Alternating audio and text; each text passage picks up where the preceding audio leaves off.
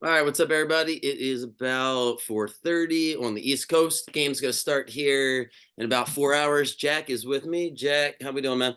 We're doing good. Life's good, man. Sweet. So Jack and I are gonna talk.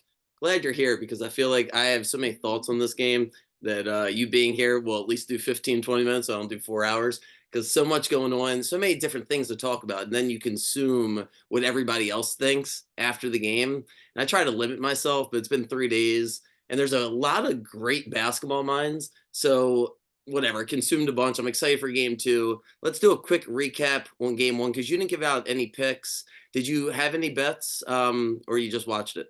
I just watched it for the most part. Kind of wanted to see how the matchups played out. I think this is a pretty good matchup for the Mavs, and I think that Jason Kidd will certainly exploit some of those matchups So in yeah, this. let so I guess that's where I'd like to start with game one. Let's go over, see if we agree, disagree about what happened in game one, and then we'll talk about what we think will happen in game two.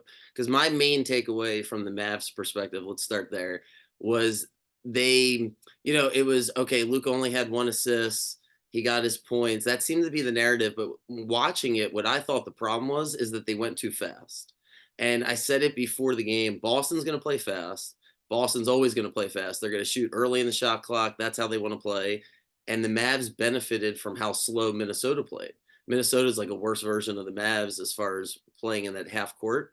And I thought that the Mavs unnecessarily sped up. We were just chatting about that Jaden Hardy character in the first quarter. He thought he was Kyrie and was shooting way too early in the shot clock. So that's what I thought happened, meaning I don't know if the Celtics necessarily have an answer for Luka and Kyrie. I think Luka and Kyrie just need to take the ball deeper into the shot clock and get the shots that they exactly want instead of playing at the Celtics pace. Why don't we start there? Do you agree, or what were your thoughts, frankly, from why the Mavs only scored 89 points? Well, part of it is I think Luca takes 26 shots and he only makes 11 or 12 of them, Well, and I think that's something that you need to look at and say, yeah, he got his, but at what cost? That's kind of my thought process there. I kind of like the facilitator side of Luca a little bit more than the like pure scorer side because I mean they have dudes that can knock down shots. Like yeah, Hardy started off pretty bad, but I mean he's a 40% point shooter. You have PJ Washington, who's a really good shooter. Tim Hardaway is a good shooter. Like they have guys that are capable of putting the ball in the hoop around them. And so when Luca kind of goes into that facilitator mode, attracts all the attention and gives Kyrie a lane to drive or these guys to take the open threes, I think that's when this offense is ticking at its best. And yeah, they weren't, like you said, they were rushing, and I don't really think that was the best call for them.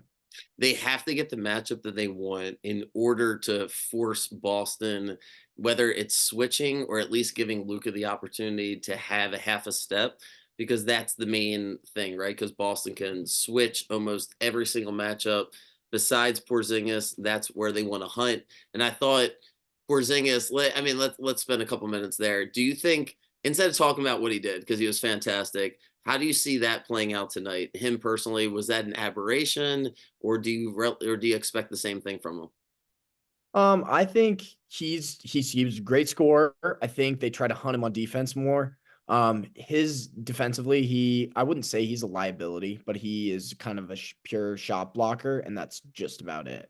He does move his feet very well, and the athleticism of the bigs that the Mavs have, and Gafford and Lively, I think that kind of dunker spot lob area is going to be wide open for them when Luca and Kyrie are creating. So it wasn't open in game one, right? That's the whole point. And I think it comes down to the tempo. And that's what I want to get to. For my bets, what I feel strongly about tonight is that so I had the over for the Celtics first half, that hit, and then I had the over for the game, and that ended up not hitting. I'm gonna go back to the same bets, but it's all gonna be over for the game. I'm not exactly sure I shouldn't say I'm not exactly sure. I'm never exactly sure, right? But I think there will be more fouls called tonight. I think one of the biggest complaints and one of the things I heard from smart people after the game is that both teams had a gripe for several foul calls. I don't think it favored one team or the other. So I expect more free throws. I do expect the game to be closer, but I don't have a strong feeling one way or another on the game. I think it's going to come down to tough shot making for Dallas because I think Boston's going to score 115 to 125 points. I just think Dallas is going to keep up. and I expect this game. So I was right about game one, where I didn't think it was going to be super competitive down the stretch. This one I do. This one I think 5 6 minutes left. It's a 2 point game, but I don't know how the last 5 minutes are going to play. I don't really have an opinion of it. I'd like to see what that looks like, but I do expect it to be close. But I would more so feel comfortable about betting Dallas is over and the Celtics over. I could see it being 119 to 108 and it not be, Boston pulling away with 6 minutes left because, and then I'll shut up and let you go. But what I think Dallas's problem is, even if they play exactly how they want, which is slow it down, slow it down, slow it down, get Kyrie and Luka in favorable matchups, I do think they're going to wear out if the game's tight. That just style of basketball. Maybe they steal the game if they're both on fire, but I'm going to go overs tonight. That's the first place I want to start. Go ahead. What do you think? Yeah, so I definitely see the logic there. The Celtics are a very efficient offense, and I think a lot of people get caught up on how good they are at home. They've lost, I think they lost 4 times in the regular season at home, and I mean that's just unbelievable. But Dallas is a very good road team. Dallas is 25-16 on the road in the regular season. They can go into somebody's house and beat you. And I think this game, I think Dallas covers 7, and that will be one of my bets later today. But I'm fairly confident that Jason Kidd makes some adjustments and they stay within that number. What did you have for the series? What did you have before the series started?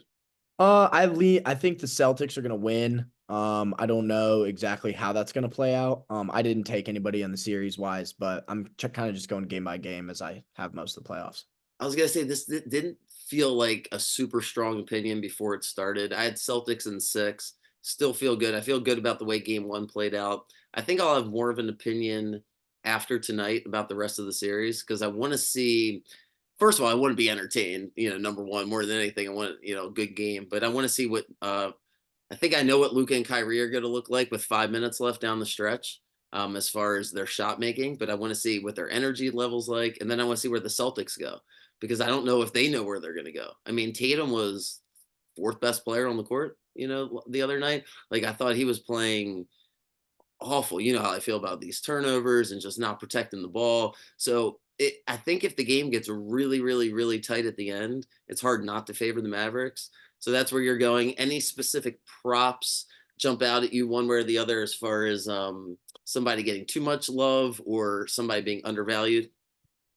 I don't. I like Luca's points. I need to do a little bit more research on some of the others, like the points, rebounds, assists, and I'm gonna Mm. do some stuff on there. I definitely have a few leans that I like. I like PJ Washington.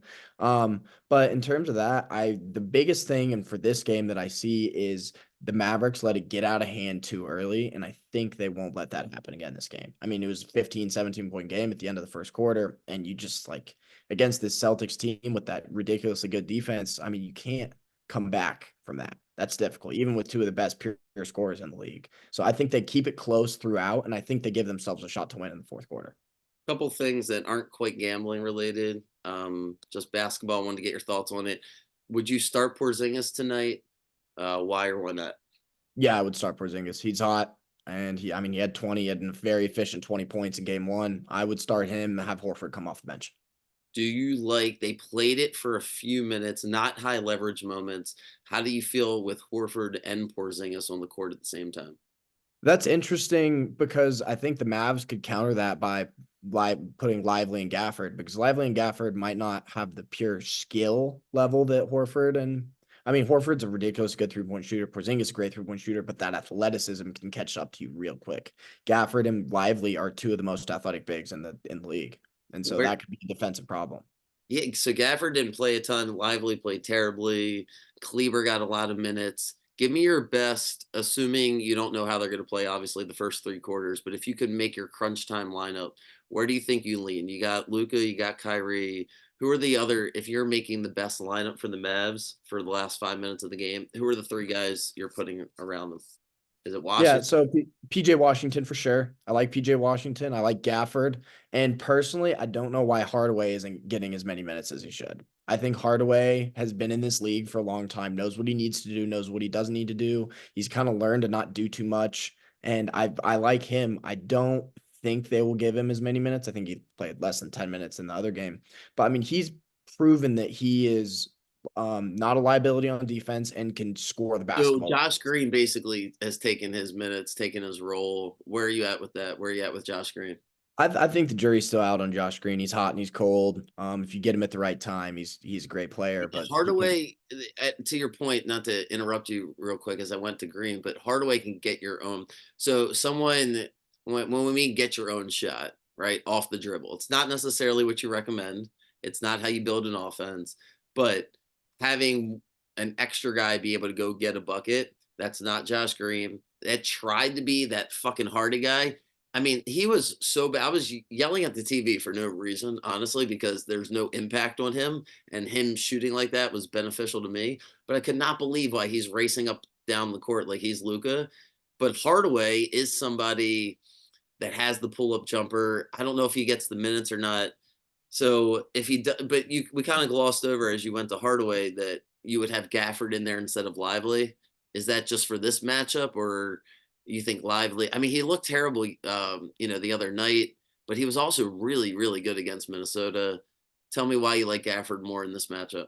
Gafford's been in the league longer. Like Gafford was a stud at Arkansas back in college, but I mean he's seen some things a little more, and I think the lights it's a little cliche, but I think the lights were a little too bright for Lively. And so I think kind of easing him into these situations. Boston's one of the hardest places to play in the Maybe country. Lively's better in game 3 and 4 back home when the crowd's in his favor and all. Precisely. Yes. Yes. Gafford's a stud. Gafford can get his in the paint. I mean, looking at the box score right now, neither of them played very many minutes. Looks like you were saying, Kleber got a lot of the big time minutes, and then they had PJ Washington playing the deep post a lot of the time, which I don't really like. I think How PJ would you Washington. guard Porzingis? So would you just have Gafford?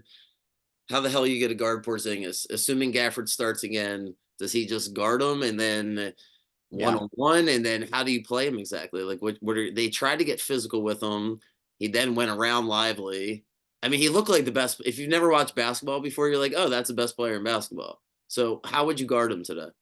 I mean, I like the one-on-one matchups. Comes back down to this athleticism. I mean, Gafford and Lively both have that advantage, and they can guard him out on the perimeter, and that's a really big thing. There's no pure post player on this team. Like all those guys can play out, and so I think that's a big thing. And I feel like they were kind of switching a little bit too much. Porzingis was getting a good matchup. Kudos to the Celtics coach for getting that going, but like Porzingis was getting a matchup, and he's just shooting over people, and he's So you getting think to it was getting more to of a arc in the pro? paint. So you think that there's adjustments to be made there for the Mavericks? Yes, and Jason Kidd's a genius. Jason Kidd will make adjustments, and I'm very confident they stay within the number because I know how good of a coach he is. Where are we at with Tatum? We talked about it for a minute. We didn't want to talk too much before we got on here, so I wouldn't know exactly what you're thinking, but we didn't mention. I mean, and I talked about it, I think a second ago. But where are you at with Tatum? Because he threw the ball, dude. He like did not. He was just like throwing the ball away. Like he had 3 turnovers that made absolutely no sense to me. He looked like he doesn't have any sort of alpha in him at all. But he's so good, and I would be surprised if he scored 35 points tonight. I'm not betting anything Tatum related. What do you think? Give me your thoughts on tonight's game and just overall on Tatum. I've never been a big fan of Tatum. I think he is a top 10 player. He's a lot closer to 10 than he is to 1. He's a great scorer. He's athletic, he's long, but like I said, he doesn't have that it factor. Like you could see Anthony Edwards. Anthony Edwards wants to win more than anything. He has that kind of I want to be that guy factor to him. I don't see that in Tatum. Tatum benefits a lot from great coaching, great front office, and a phenomenal team built around him, and then he gets propped up on this pedestal because he just happens to be the best player on this team. One of my When built so well, it's unbelievable. one of my favorite things that I'm hoping I don't even think I told you this, but that I'm looking forward to us doing content wise is the swapping of NBA players, swapping of NFL players. People have abstract conversations. I tend to go away from that, but when you're just going to bullshit for a half an hour, 45 minutes about something, and especially in the NBA, it is fascinating. If I just said, "Hey, forget contracts, just swap out," like you just said, Edwards for Tatum. I think this Edwards on the Celtics would be fantastic, and I don't think the Timberwolves would get it together. They would then lack the leadership. So I hate being hard on somebody when I don't know because I don't know Tatum personally. I'm just watching him on TV. So I try to stay away from personality traits that, it's not like anyone's importance listening to what we're talking about, but hopefully they are one day. And I don't like to have, I don't like to be in the habit of, like I said, judging someone's personality. There's a lot to figure out, but on the court, he has no alpha tendencies. He has no I'm going down here, get me the ball. And he does things that are just careless. So I'm really curious how he'll play tonight because that's why I don't want to take the Mavs. I think it'll be competitive, but it wouldn't shock me if it was 127 to like 106. So my three main bets are going to be over Celtics, over Mavs, over the total. So I think the Mavs are 103 and a half, Celtics are 110 and a half, totals 215. I like Derek White. Total points, rebounds, and assists is like 23 and a half. That's one that jumped out. I might have a couple more. I do think Luca over 32 and a half is probably a really good bet. I like it. Said you're going to dive into some more props. Any other thoughts? Like I said, I'm glad you're here because I'll cut myself off because you got things to do anyway. But anything else before we get out of here that you wanna throw in?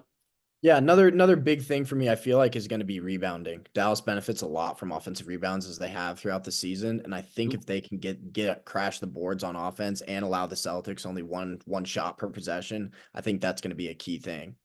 Right, because Celtics had a ton of threes. That's what I'm saying. They didn't really play an A game Thursday night. Win by 18 points or by 30. They had A plus moments for stretches, but they really missed a lot of open threes. So I don't know. I don't know if I learned a tremendous amount from game one, but I'll let you run. Glad to have you. So just quick little recap on where you're at because I've mentioned this. I think I mentioned it the other day, but just so we're 1,000% clear with everybody, and the new website will be launched soon. So Jack is, I mean, just being completely honest. Like sometimes he goes on vacation, sometimes he's with his girlfriend, sometimes he's busy with work. So if there's not, he bets when he bets. I think football season it'll be a lot more. Um, Fun, frankly, for us to have one show in particular where Jack and I, and we'll see if anybody else in particular will join that show or just Jack for football, where especially college football, Jack will be a huge asset because I don't really dive into college as much as I do the pros. So I'm looking forward to that. And then all summer, Jack's baseball picks, it's the same thing with my Orioles. It's not like to follow him blindly at all, but he has got a really, really solid opinion. And I think that, frankly, just reading what he's writing, if anything, maybe it can talk you off of a bet that you're about to make. So I always say instead of maybe, for example, would you have the Dodgers the other night? So if somebody was like, "Hey, I'm doing a three-team parlay," I'm just making this up, right? One of the listeners is doing a three-team parlay, and they just put the Yankees in there. Maybe they did at plus 1.5. Maybe just by liking you or listening to what you have to say or reading the couple sentences you wrote. Not that you're always right. I'm picking a game that you were right about, obviously, but hopefully you're right more times than you're not. So far, so good. But that's the value of you being here. There's nothing, there'll never be Jack's picks for sale or, his one game behind the paywall or anything like that. So we're just doing the same thing. Jack's just not an Orioles fan. So he's betting on a lot of different things. And great. So hockey was good to you. Well, halfway good to you yesterday. Not a lot of goals. You're right about the Panthers. Before I let you go, because I don't know anything about hockey and I don't talk about it. What do you like for the series? Give me like 30 seconds here on the Stanley Cup. Yeah. So Edmonton has, in my opinion, the two best players in the entire series. McDavid by a country mile, and then Draisaitl is also stud. I mean, but their drop off after that is very, very significant. The Panthers goalie is a stud. He's been great, been lights out throughout the entire playoffs. Stuart Skinner out for the Oilers has been serviceable. That's always kind of been the Achilles heel of the Oilers when they've had this team put together. I mean, they've had Kane, Hyman turned on this year, but their depth just isn't quite there, and their goalie has let them down a lot. There's a lot of saves that should have been made that ended up being goals, or the rebound fell right into somebody's feet. So like I'm leaning Panthers here. I think the Panthers are a better built team. They're a lot better on defense. They kind of remind me a lot of the Celtics in the NBA, if you're trying to make a parallel there. They're strong on offense, strong on defense, well coached. No, they do have Matthew Kachuk, who is a significantly more of a he's definitely more of an it guy. He's trying to be the leader on the team, whereas Tatum But the isn't two really. best players are on Edmonton. But the two best players on Edmonton, and it really isn't very close from there. Well, front line versus front line, Edmonton has a significant advantage, and also in a power play, they put out McDavid and Draisaitl and have Hyman on that back post. They have a huge advantage in power plays. So you But can take with that as you wish. Panthers have a very strong home ice advantage. I do think Edmonton will make this one close. I think it goes 6 or 7. cool. All right, so you got the Mavs tonight. We'll get the rest of your props. I got the overs. I'll send that out. And sweet, Jack. Thanks for joining me. Have a good rest of your night. Hope everybody has a good night. Orioles kicked ass, so that's always good news. Only bet 2 games today, but I'll take the 2-0. Gunner for MVP. We'll get Jack's baseball takes next week. All right, see you, man.